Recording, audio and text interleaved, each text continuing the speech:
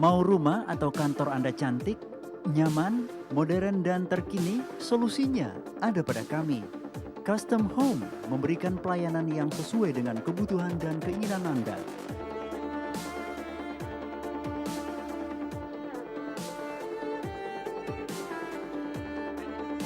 Info lebih lanjut hubungi kami.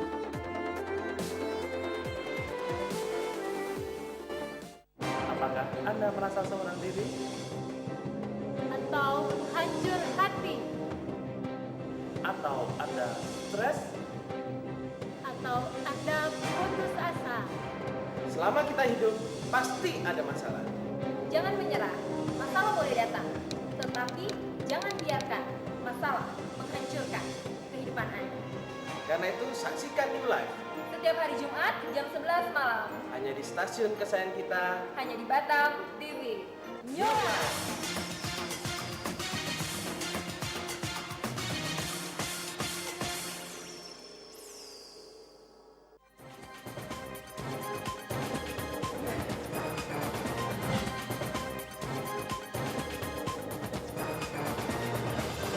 Batam TV, Jembatan Hati.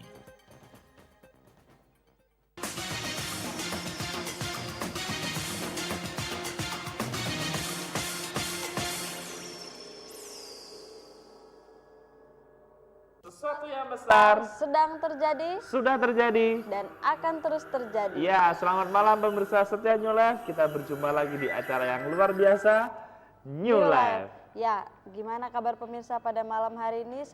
Saya percaya pemirsa semua dalam keadaan yang sehat Ya. dan selalu diberkati Tuhan. Ya, ataupun pemirsa yang sedang galau, pemirsa yang sedang memiliki permasalahan, Ya. atau yang lagi sendiri, terlalu pusing, terlalu banyak masalah yang Ya. dihadapi. Bukan secara kebetulan pemirsa menyaksikan siaran New Life Ya. pada malam hari ini, karena siaran ini memang ada untuk Anda. Anda, ya. Pada malam hari ini, siaran ini kami kemas secara langsung dari Batam TV. Pemirsa boleh berpartisipasi dengan mengirimkan pesan ke nomor 0819 081 7-nya 4 kali 1. Ya, pemirsa, selama kami siaran kami hanya menerima layanan SMS. Pemirsa bisa menghubungi kami, menceritakan permasalahan yang sedang Anda hadapi Ya. di 0819 081 77771. Pemirsa, pada malam hari ini New Life mengangkat tema lari dari masalah. Nah, apakah lari dari masalah itu bisa menyelesaikan masalah? Ataupun lari-lari pastinya capek, Tere. benar Makanya sekali. jangan lari-lari, Tere. Nah, Ya. pemirsa, kita sudah kedatangan dua narasumber yang luar biasa. Ya, kita sapa narasumber kita yang sudah hadir pada malam hari ini. Ya. Selamat malam Pak Susilo. Selamat malam Tere, malam Hengki. Malam, Pak Susilo. Selamat malam pemirsa di rumah. Ya. Selamat malam, Ibu Ervi. Selamat malam Hengki, selamat malam Tere, selamat malam pemirsa di rumah. Ya, gimana kabarnya? Tentu saja saja luar biasa, dahsyat dan selalu mantap. Kompak yang hitam-hitam. Iya. Ya, kenapa tema pada malam hari ini diangkat Pak, lari dari masalah? Ya, yang pasti selama kita hidup kan pasti ada masalah Ya. dan Ya. kita nggak akan pernah bisa menghindari masalah. Ya. Masalah itu bisa datang bertubi-tubi atau kadang juga bisa juga satu persatu. Iya, Nah, waktu masalah itu datang bertubi-tubi dalam hidup kita, kita merasa masalah yang kita hadapi terlalu berat, seringkali kita pingin lari dari masalah. Ya. Sebagian orang larinya ada yang negatif dalam tanda petik ke misalkan mabuk-mabukan, Ya. Dukun. minum minuman keras, ke dukun Ya. gitu kan, mencari jalan Orang-orang pintas pintar, gitu kan. ya. Nah, atau mungkin ada juga yang kelihatannya lebih positif, kelihatannya lari ke tempat kerja dalam arti dia lampiaskan bekerja terus-menerus atau dia lampiaskan dengan olahraga mungkin gitu Ya. kan. Ada orang yang melampiaskan dengan beribadah sekaligus. Jadi ada orang yang lari dari masalah dengan cara melampiaskannya ada yang negatif, ada yang positif. Nah, apakah yang positif ini pasti menyelesaikan masalah? Itu yang harus kita bahas gitu pada malam hari ini. Ada orang yang mengalami masalah, dia misalkan larinya ke makan gitu kan. Dia butuh kompensasi istilahnya Iya. supaya dia bisa tenang menghadapi masalah. Makanya kita bahas pada malam hari ini. Dan yang paling parah adalah orang yang lari dari masalah, mereka berusaha untuk bunuh diri. Bunuh diri, narkoba gitu, itu yang sudah parah sebenarnya. Ya. Cuman mari kita selesaikan malam hari ini. Iya. Bagaimana kita menang atas masalah. Ngomongnya masalah terus, Pak, nggak selesai-selesai, Pak. Iya, karena Saya juga banyak masalah. Nah, tapi ngomong masalah ada orang juga yang cuek Pak sama masalah, nggak peduli, dibiarin aja lah. Itu apa bisa menyelesaikan masalah Pak kalau dibiarin cuek? Nah, memang ya pada saat kita menghadapi masalah ya banyak gimana sih sikap kita ya. Iya. Ada orang pada saat dia menghadapi masalah ya karena masalah itu terlalu berat banget ya. Berat mungkin kita secara kemampuan kita secara manusia kita tuh nggak bisa gitu loh menghadapinya. Ya sudah kita cuek aja. Tapi jelas hal ini tidak berarti menyelesaikan masalah dengan baik kan. Cuek tapi nggak menyelesaikan masalah. Mungkin sementara ya kelihatannya cuek masalahnya kita nggak ada deh, nggak terasa apa-apa, nggak mikir apa-apa. Mungkin banyak orang pelarian ya. Mereka mungkin pergi ke tempat hiburan malam gitu. Mungkin mereka cuek, mereka nggak peduli, mereka nggak mau tahu dulu untuk sementara. Mungkin ya 1 jam, 2 jam, 3 jam mereka bisa tenang. Tapi setelah itu masalah tetap ada gitu loh. Itu karena mereka nggak mampu menghadapi masalah yang memang ada timbul dalam kehidupan mereka. Itu yang pertama. Tapi juga ada orang yang tipe mereka menghadapi masalah terus yang mereka lakukan karena mereka ngerasa masalah itu gampang, kecil masalahnya nggak ada apa-apa ya sudah mereka cuek aja gitu loh.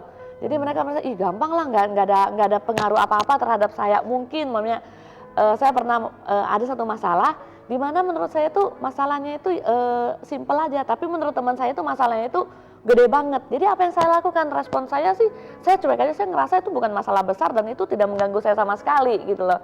Jadi saya biarinnya, tapi teman saya dia ngerasa itu masalah besar banget menurut dia dan itu mengganggu banget. Jadi dia kepikiran banget. Jadi itu tergantung respon kita bagaimana. Jadi kalau dibiarkan itu nggak menyelesaikan juga Pak ya? Nggak bisa menyelesaikan masalah. Memang tidak semua masalah harus diselesaikan dalam waktu singkat. Ya. Itu kadang ada masalah kita memang perlu waktu untuk menunggu. Kadang memang ada yang begitu. Cuman tidak semua masalah harus langsung diselesaikan saat itu juga. Ya. Kadang kita harus percaya bahwa Tuhan bekerja dalam setiap permasalahan yang ada. Menurut Bapak Ibu, apakah semua masalah dapat diselesaikan? Pasti dapat diselesaikan. Justru masalah yang terbesar itu biasanya ada di dalam diri manusia itu sendiri. Di dalam diri kita, sakit hati, kecewa, iri hati, dan akibatnya apa? Sesuatu yang positif pun dinilainya jadi negatif gitu kan ya. Orang yang memang terluka hatinya, dia seringkali menyalah-nyalahkan orang. Orang yang terluka hatinya, dia seringkali untuk menghina orang gitu kan, melecehkan orang. Itu sebenarnya masalah terbesarnya ada di dalam dirinya gitu kan ya. Jadi kalau kita ketemu dengan orang yang suka memang melecehkan, menghina orang, ya kita belajar maklumilah hal itu. Cuman setiap masalah pasti ada solusinya jika kita punya pola pikir yang benar. Kita punya keyakinan yang benar, kepercayaan yang benar, nilai hidup yang benar, maka kita pasti bisa menghadapi setiap masalah. Makanya yang perlu dibereskan biasanya adalah keyakinan yang ada di dalam, kepercayaan yang ada dalam hati kita. Itu yang menjadi sumber masalah biasanya. Kadang ada orang-orang yang saking fanatiknya itu menjadi ekstrim gitu kan. Nah itu kepercayaan yang salah mengakibatkan orang bisa bereaksi salah dalam hidupnya. Pemirsa, kami menunggu SMS-nya. Pemirsa bisa curhat ke kami, bertanya ke narasumber kita pada malam hari ini, bisa mengirimkan SMS di 0819 081 77 771. Tadi Bapak bilang semua masalah bisa diselesaikan.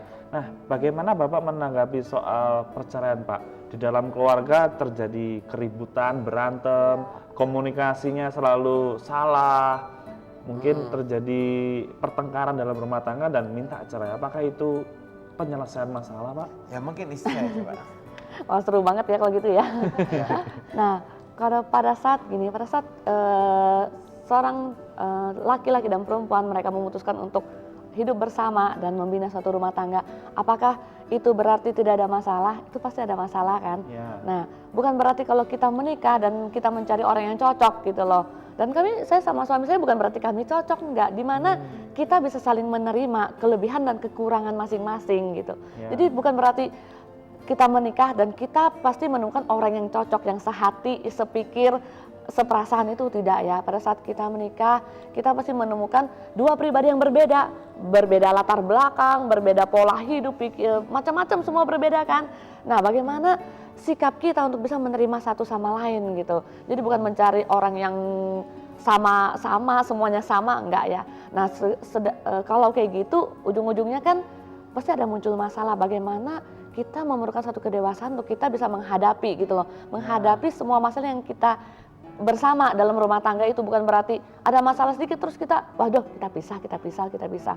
Bukan itu tujuannya. Sedangkan pernikahan bagaimana kita membangun satu rumah tangga dengan kita kepribadian kita yang berbeda kan, berbeda satu sama lain, di mana kita saling melengkapi bukan mencocokkan diri. Kalau saya mencocokkan diri sama suami saya sampai sekarang pun nggak bakal bisa. Tapi yang ada sekarang bagaimana saya bisa menerima semua kekurangan dan kelebihan yang ada dalam diri suami saya. Nah pada saat tadi katakan pada saat ada masalah, terus apakah bercerai itu jalan keluarnya? Apakah bercerai itu kita menjadi lari dari masalah? Kan kalau pada saat kita ada masalah kan kalau suami istri butuhnya kita keterbukaan ya. Keterbukaan gimana kita atur waktu, kita bisa saling cerita apa sih yang menjadi ganjalan dalam hati kita masing-masing gitu. Bukan berarti kalau kita ada masalah udah diam-diaman, nggak diselesaikan, nggak seperti itu. Jadi pada saat ada masalah, ada ganjalan dalam hati saya berusaha untuk bisa menyelesaikan sama suami saya. Gimana, apa yang saya nggak suka, apa yang menjadi ganjalan, apa yang menjadi pergumulan pribadi saya tentang masalah rumah tangga kami. Jadi bukan berarti sudah nggak bisa lagi, ya sudah kita pisah, bukan jalan keluar seperti itu. Dan kalau memang kadang-kadang kan yang menjadi intinya kan kurang komunikasi. Seringkali saya gini, saya ngerasa maunya saya ini suami saya tahu sendiri lah tanpa saya harus ngomong, dia tuh kayak dukun gitu, tahu sendiri apa yang saya mau. Seringkali seperti itu dan saya rasa banyak ibu-ibu rumah tangga ngerasa maunya kita diem, suami itu secara otomatis ngerti apa yang kita rasakan. Padahal nggak seperti itu karena perempuan cenderung kan ikut ya di perasaan kita ya, maunya diperhatiin, maunya diapain loh semuanya ya. Jadi pada saat ada masalah, saya pinginnya apa, saya komunikasi sama suami saya sehingga tidak terjadi miskom di antara kami. Bayangkan kalau kita mengurangi miskom di antara kami, nggak akan ada masalah kan yang akan muncul seperti itu. Sampai pun kalau ada miskom, umpamanya ada miskom ini tidak terselesaikan, mungkin kita bisa cari salah satu konseling dengan pemuka agama di mana menjadi orang penengah kan, yang di mana kita bisa sharing dan tentunya orang itu adalah orang yang bisa kita percayai. Yang menariknya banyak orang waktu menikah itu mereka berpikir mereka ingin menemukan pasangan yang sama sesuai dengan keinginan mereka. Cocok gitu ya Pak ya? Menurut mereka kalau sesuai dengan keinginan mereka itu baru cocok. Itu dia menjadi problemnya. Padahal waktu kecil saya dididik dari latar belakang keluarga sendiri, istri saya dididik dari latar belakang keluarga sendiri, otomatis nggak mungkin pernah cocok. Nggak mungkin saya bisa membuat istri saya semua mengikuti semua keinginan saya. Kenapa? Karena dia bukan robot. Dia adalah satu pribadi dan saya juga adalah seorang pribadi gitu kan. Dia seorang pribadi, saya seorang pribadi. Waktu kita menikah kita bersepakat bahwa aku menerima kamu apa adanya dalam keadaan lemah maupun kuat, kelebihan dan kekuranganmu aku terima. Demikian pula sebaliknya, dia menerima saya dalam kelemahan dan kekuatan di sana. Nah itu baru bisa masuk dalam pernikahan. Nah waktu dalam pernikahan terjadi masalah, lalu kita bilang aku nggak cocok, nggak bisa begitu dong, nggak bisa begitu dong. Dan banyak orang menyepelekan masalah itu dan berkata, oh ini cuma miskom, oh ini cuma miskom. Tidak semua masalah itu karena miskom, karena miskomunikasi, karena terjadi salah komunikasi. Enggak, tidak semua masalah itu karena miskom. Tapi memang karena benar-benar berbeda pola pikirnya. Kita harus menyadari juga hal itu gitu loh. Jadi jangan menyepelekan masalah dan berkata, oh cuma miskom kok, nanti juga suamiku ngerti, oh nanti juga pasanganku ini akan ngerti. Nggak bisa begitu, ada masalah tetap harus didudukkan bersama, dihadapi bersama, diselesaikan dengan pola pikir yang bisa saling menerima di sana. Kalau ini tidak dibangun, maka akan terjadi perpecahan dalam rumah tangga di sana. Termasuk dalam sebuah tim juga begitu. Kadang ada orang-orang kan dengan berbagai macam kepribadian. Tipe stabil itu kalau dia lagi stres, lagi ngalami masalah, dia lebih cenderung menghindar. Ya udah, larinya tidur dia, gitu kan. Sementara orang dominan, dia sukanya langsung ada masalah langsung fight, langsung selesaikan, selesai. Gitu kan. Nah, ini kan kalau tidak saling mengerti kan agak susah ini. Yang satu lagi stres kena masalah yang sama, misalkan saya orang dominan, istri saya ini misalkan orang stabil, dia kalau stres larinya tidur, kalau saya ada masalah pinginnya diselesaikan, misalkan begitu. Nah, kami menghadapi satu masalah, dia pinginnya tidur. Kenapa? Bagi dia sudah terlalu berat. Bagi saya nggak bisa gitu, kita harus selesaikan ini. Nah, ini kan ini tidak mengenal kepribadian ini memperbesar pemicu munculnya masalah. Gitu. Ada kalanya juga gini, umpamanya ada pasangan suami istri ya, mereka ada masalah nih. Waktu itu satu hari ini mereka mungkin beda pendapat kan. Terus ya sudah nggak diselesaikan, dibiarin gitu loh. Dibiarin terus dianggap ya sudah selesai sendiri. Nah besoknya mereka akan baikan lagi, tapi masalah yang kemarin itu belum sampai settle, belum sampai ada satu kesepakatan gimana sih baiknya. Kan banyak seperti itu yang memang sering kami temuin. Dia ngerasa ya sudah dengan berjalanan waktu sudah tidak dibahas lagi dan dianggap masalah itu udah selesai seperti itu. Dan itu bahaya banget ya. Pada saat kita ngerasa selesai ya sudah selesai, tapi suatu kali nanti kalau pas ada masalah lagi, yang dulu yang belum selesai itu akan menjadi sumber lagi dan akan diungkit dulu juga gitu, tapi ya itu karena belum diselesaikan. Seringkali kan kita gitu, ya sudahlah, sudah besok malam ini tidur, besok bangun sudah yang sudah kemarin ya sudah berlalu, sekarang mau mulai hari dengan satu semangat yang baru yang sudah lewat jangan dipikirin lagi. Seringkali kan secara manusia kita mikir ya sudah, tapi itu bukan hal yang benar yang dilakukan dalam hubungan rumah tangga. Dan yang perlu digarisbawahi adalah perceraian bukan solusi yang terbaik. Ya, bukan jawabannya, Pak. Bukan jawaban yang terbaik. Jadi orang berkata, ya udah yang terbaik bercerai. Enggak, pasti ada solusi lain. Kenapa waktu Anda bercerai, Anda mau mencari pasangan yang cocok dengan Anda lagi, Anda tidak akan pernah menemukan. Kembali lagi sama aja, Pak. Sama saja. Cerai, mau nikah lagi, lalu selama dia tidak merubah pola pikirnya, dia tidak mengalami pemulihan dalam batinnya, dia menikah lagi, pasti dia akan ketemu lagi dan orang yang tidak cocok. Lalu mau cerai lagi ya, akhirnya kawin cerai terus. Terjadinya begitu. Itu jadi makanya bisa juga itu disebut dengan pelarian dari masalah. Lari dari masalah itu. Masalah yang terbesar tuh ada di dalam kita yang perlu kita selesaikan. Kita belajar menerima orang lain, kelebihan dan kekurangannya. Kita belajar mengakuin kalau orang lain berprestasi. Kita belajar menerimalah segala kelemahannya dia. Tentunya ada kelemahan, kita berikan masukan dan seterusnya. Jadi perlu kita belajar saling menerima. Ya. Kami ingatkan SMS pemirsa yang mau sharing, pemirsa yang mempunyai masalah, pemirsa bisa mengirimkan pesan di nomor yang sama di 0819 081 7-nya 4 kali 1. Apa saja sih ya Pak yang menyebabkan orang itu bisa lari dari masalah, menghindar dari masalah itu gitu, Pak? Ya, ada berapa penyebab orang menghindar dari masalah atau dia berlari dari masalah. Yang pertama mungkin karena dia melihat, aduh masalah itu terlalu berat bagi dia. Nggak sanggup, akhirnya dia berusaha lari dari masalah dan dia ingin meninggalkan masalah itu. Sebenarnya waktu dia berlari dari masalah itu akan selalu ngikutin dia. Dia mau lari, oke, misalkan lari ke dunia malam. Oke, berapa jam dia mungkin stresnya berkurang karena dugem dan sebagainya, tapi selesai itu kan dia harus menghadapi masalah itu lagi. Gitu kan. Ada orang yang terlilit utang, dia lari keluar kota. Oke, sampai berapa lama kita mau lari gitu kan. Itu yang menjadi permasalahannya. Mau nggak mau kita juga harus menghadapinya. Kita harus bertanggung jawab atas setiap perbuatan yang pernah kita lakukan, baik itu perbuatan yang baik maupun yang kurang baik. Kalau perbuatan yang baik kita pertanggung jawabannya kan enak, terima yang baik juga gitu kan ya. Tapi tidak semua maksud baik itu diterima orang dengan baik. Ada orang yang salah mengerti sehingga maksud baik kita disalah mengerti dan akhirnya orang tersebut malah nyerang kita gitu. Nggak apa-apa juga. Yang penting gini, kita tahu apa yang kita lakukan itu benar gitu kan. Nah, kemudian penyebab lainnya adalah pola pikir yang salah terhadap masalah. Itu mengakibatkan seorang bereaksi salah terhadap masalah.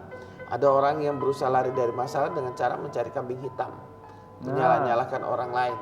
Gitu. Waktu dia menyalah-nyalahkan orang lain, maka dia pikir dia selamat, melemparkan tanggung jawab.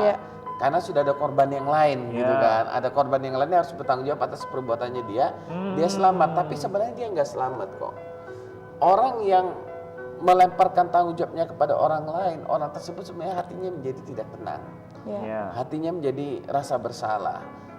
Kalau dia mau jujur dengan hatinya, dia mau ngambil waktu merenung saja, seharusnya dia akan muncul rasa bersalah di sana.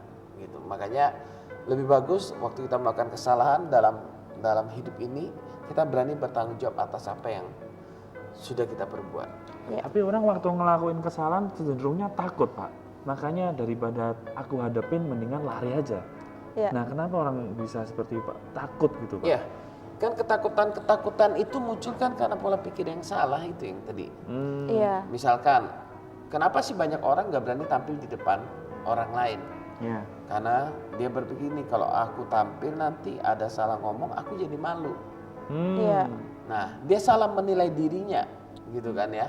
Iya. Dia salah menetapkan standar bahwa dirinya berharga bukan karena penampilannya satu kali. Iya. Setiap orang pasti bisa melakukan kesalahan dalam hidupnya. Setiap orang pasti bisa melakukan kesalahan, baik itu kesalahan yang kecil maupun kesalahan yang besar dalam hidupnya. Tapi jangan pernah takut untuk kita bertanggung jawab atas kesalahan yang kita lakukan. Makanya kita harus persiapkan segala sesuatunya itu dengan terbaik, gitu kan. Oleh karena itu, ketakutan itu muncul bisa jadi karena trauma-trauma di masa lalu juga bisa. Ketakutan yang ditanamkan dengan nilai-nilai yang salah. Kalau kamu nanti tampil depan orang, malu habis karirmu, misalkan gitu. Kamu nih nggak ada modal untuk tampil depan banyak orang, gitu kan. Akhirnya dia menjadi malu dan seterusnya. Nah, ketakutan mengambil usaha untuk memulai sebuah usaha itu juga bisa dipicu oleh nilai-nilai yang salah. Gimana nanti kalau gagal? Gimana nanti kalau begini? Gimana kalau nggak sanggup bayar? Gimana kalau begini? Nah, kalau itu terus yang kita dengar, maka akan muncul ketakutan dan kita akan bereaksi salah terhadap masalah yang ada depan mata kita. Pak, ini ada SMS luar biasa Pak dari 84113. Selamat malam Pak Susilo. Selamat malam. Saya sudah melakukan kesalahan, saya menjalani hubungan dengan orang beda keyakinan dan saat ini saya sudah hamil dan karena salah paham dia tidak mau tanggung jawab karena tidak cinta. Bisa minta bantuan Pak Susilo? Oke. Secara khusus mungkin nanti lebih enak setelah siaran ini bisa telepon secara langsung. Ya. Karena New Life memang konsentrasi buat membantu orang-orang yang hamil di luar nikah. Ya. Cuman dengan catatan, ada catatannya untuk mengalami dibantu oleh New Life. Dia memang mau bertobat, mau hidup sederhana, mau berbagi, mau dibina. Iya. Mulai welcome Pak ya. Ya, kita sangat welcome Ya. untuk Anda memperoleh kehidupan yang baru, dan percayalah kita tidak melihat masa lalu Anda itu yang kurang baik itu akan menghancurkan masa depan Anda. Ya. Karena masa lalu Anda itu tidak akan bisa menghancurkan masa depan Anda jika Anda saat ini memiliki pola pikir yang benar. Makanya di New Life ada orang-orang yang dulunya terjerumus dalam dunia malam, yang hamil luar nikah, lalu mereka berkumpul dengan New Life dan mereka memperoleh hidup yang baru. Bahkan ada yang sudah diwisuda jadi sarjana dan seterusnya.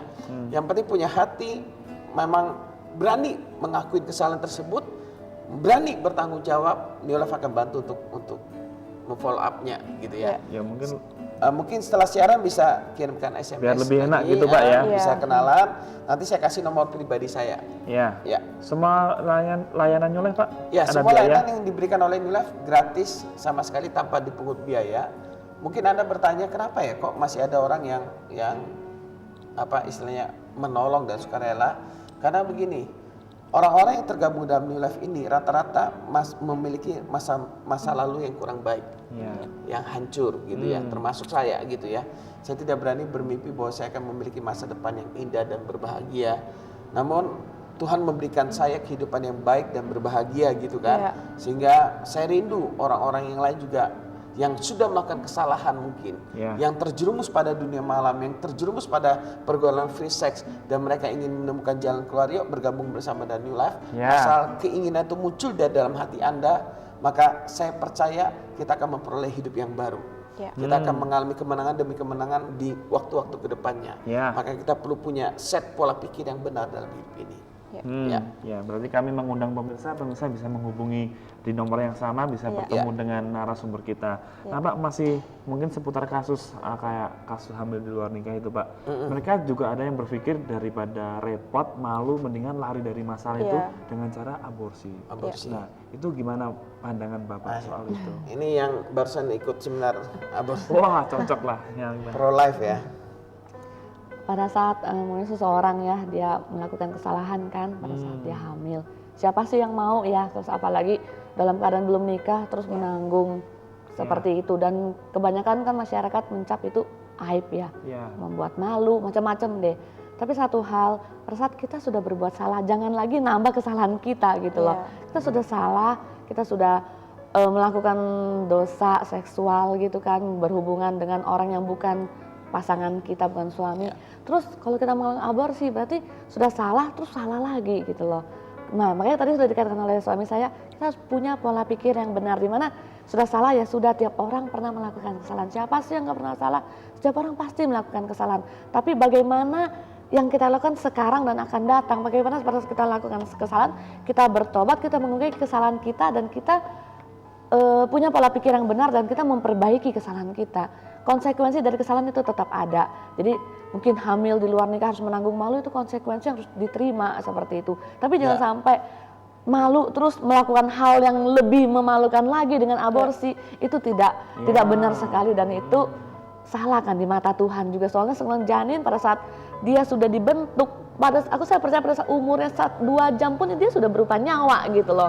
Sudah hidup, itu ada nyawa di dalam, dan itu pertanggungjawaban kita dan Tuhan gitu. Itu kan menyangkut nyawa ya, bukan hal-hal yang biasa. Bukan kalau binatang, nyawanya binatang kan beda ya, namanya ayam kita sembelih, itu nyawanya manusia. Dan saya dulu punya teman saya juga mengalami hal yang sama. Dia belum menikah dan dia hamil di luar nikah sama dengan pacarnya. Akhirnya dia melakukan aborsi. Apa yang dia lakukan? Dia waktu dia sudah aborsi, dia karena memang melakukan hal yang itu kan dia dihantui lah dengan kesalahan-kesalahan yang dia pernah lakukan. Jadi dia tahu itu salah, tapi karena dia ya lari dari masalah, dia ngerasa aduh nggak punya jalan lain, dan menurut dia jalan keluarnya ya aborsi, nggak ada jalan yang lebih baik, dan dia nekat, dia melakukan hal itu. Apa yang terjadi? Saya cuma tahu waktu setahun sebelum saya ke Batam, dia setiap malam dia tidur dihantui oleh pikiran bersalah itu, dan dia ngerasa pada saat dia tidur ada bayi yang memanggil-manggil dia, mama, kenapa engkau buang aku? Itu yang dialami. Dan saya pikir itu bukan hal yang maksudnya kebetulan, enggak, itu gimana ya, trauma ya. Jadi dia itu jadi ketakutan, dengan dihantui ketakutan yang telah kesalahan yang telah dia lakukan gitu. Kalau kita sudah kayak gitu ya, kita belajar gitu loh untuk sudah salah jangan tidak berbuat salah lagi. Kita memandang ke depan, bukan berarti kita sudah hamil terus berarti kita sudah masa depan kita sudah suram, sudah nggak bisa berbuat apa-apa, tidak gitu loh. Dimana kalau kita bisa menjaga, merawat anak yang kita kandung, dan kita bisa bertanggung jawab dengan apa yang telah kita lakukan, itu luar biasa banget. Dan itu bisa menjadi kesaksian bahwa kalau kita pernah berbuat salah, Tuhan akan pulihkan semuanya. Bukan berarti kita salah dan kita sudah tidak ada pengharapan, tidak ya. Tuhan mempunyai rencana yang besar dalam kehidupan kita. Kita asal kita bertobat, kita mengakui salah, dan kita melihat masa depan yang indah bersama Tuhan yang mencintai. Dan yang menariknya, setiap orang yang pernah aborsi yang ketemu dengan saya selalu dihantui rasa bersalah. Tersiksa itu Pak. Saya nggak tahu apakah ada di luar sana yang pernah aborsi tapi tidak dihantui rasa bersalah. Setahu saya orang-orang yang melakukan aborsi itu dihantui oleh rasa bersalah. Jadi makanya kenapa New Life sendiri sangat tidak setuju dengan aborsi. Karena dampaknya bukan hanya berbahaya bagi janin, tapi bagi ibunya juga berbahaya. Dan bukan hanya berbahaya secara fisik yang bisa mengakibatkan kematian kalau aborsi gitu kan ya. Apalagi kalau aborsinya di sembarang tempat, itu berkaitan dengan nyawa dan penyakit-penyakit berikutnya yang bisa muncul. Tapi yang lebih berbahaya lagi adalah faktor psikologis. Kejiwaannya itu Pak ya. Kejiwaannya. Bahkan kalau itu tidak diatasin, maka dia bisa mengalami gangguan jiwa sebenarnya. Makanya ini lewat siaran ini kami juga ingin mengajak kenapa New Life memiliki tempat untuk menampung orang-orang yang hamil di luar nikah, mungkin yang terjerumus dalam dunia malam, yang mungkin ada berkata, aku nggak ada kerjaan lain kalau aku nggak jadi dunia malam, nggak jadi wanita malam gitu kan ya. New Life ada tempat untuk membina Anda, asal Anda mau dibina, sampai Anda siap untuk bekerja, baru New Life akan merekomendasikan pekerjaan. Tapi selama kita lihat karakter Anda belum siap ya, New Life juga nggak berani merekomendasikan. Dan tentunya mungkin satu hal yang perlu, anak yang dikandung pun kita maunya dia yang ngerawat gitu loh. Tidak untuk diberikan kepada orang lain. Jadi bertanggung jawab atas apa yang telah dilakukannya. Dan semuanya tidak ada biaya. Maksudnya dari orang yang kita tolong nih tidak perlu mengeluarkan biaya apa-apa buat New Life, karena kita percaya bahwa Tuhan akan mencukupkan keperluan New Life untuk menolong orang-orang ini. Iya, luar biasa. Kami menunggu SMS-nya pemirsa jangan takut, jangan malu. Yang mau bertemu dengan narasumber ataupun pemirsa yang mau kirimkan SMS, kami jamin rahasianya. New Life akan jamin rahasia dari SMS yang masuk ataupun yang mau bertemu dengan narasumber kita. Kita ke SMS selanjutnya. Ini ada dari 6374. Selamat malam Pak, saya pria umur 28 tahun dan istri 25 tahun. Gimana? Sudah Sudah punya punya anak. anak Sudah punya umur 5 tahun tapi anak di Medan. Kami hanya berdua di Batam. Permasalahannya saya selingkuh dengan wanita lain dan kesalahan itu sampai saat ini berlanjut. Sudah baikan tapi pasti masalah tapi- selingkuh, tapi sudah baikan tapi pasti masalah selingkuh terus yang dipermasalahkan sama istri. Diungkit-ungkit terus Ya. Pak. Ya. Pak, memang waktu kita melakukan kesalahan, apalagi kita bicara langsung secara topik secara khusus tentang perselingkuhan, itu waktu istri tahu itu benar-benar menusuk secara dalam Iya. di dalam hati sang istri gitu kan ya. Dan memang mungkin istri bisa berkata, oke, aku terima kamu apa adanya. Cuman luka di dalam ini tidak semudah membalikan telapak tangan untuk mengobatinya. Makanya istri perlu datang pada Tuhan, minta Tuhan yang memberikan kekuatan, minta kasih Tuhan mengalir dalam hati istri, Iya. supaya istri bisa menerima suami dan baik. Dan itu tidak bisa, kadang tidak terjadi secara instan. Nah, bagi kita Pak yang sudah pernah melakukan kesalahan, yang terpenting adalah kita sadar bahwa itu sudah terjadi di masa lalu. Ya. Dan kita sadar bahwa perbuatan kita itu mengakibatkan luka mendalam di hati pasangan kita. Nah, kalau istri marah, istri curiga, istri cemburu, itu menjadi suatu hal yang wajar menurut saya. Karena apa? Konsekuensi dari kesalahan selingkuh itu. Iya. Iya. Nah, waktu istri curiga, cemburu, marah, kita jangan berkata, kan saya sudah minta maaf. Iya. Minta maaf tidak menyelesaikan segala-galanya secara instan. Memang diakuin Anda berbesar hati, mengakuin kesalahan Ya, di hadapan istri luar dan biasa. berani belajar menerima. Itu saya acungi jempol dan Ya. saya pikir Anda seorang laki-laki sejati lah berani Ya. mengakuin kesalahan itu, karena banyak laki-laki yang tidak berani mengakui kesalahannya Iya. dan selingkuh di belakang dan tidak ketahuan. Lebih bagus Pak kita mengakuin kesalahan dan kita jujur, dan istri sudah pelan-pelan belajar Pak, butuh proses waktu, sama seperti luka misalkan tangan saya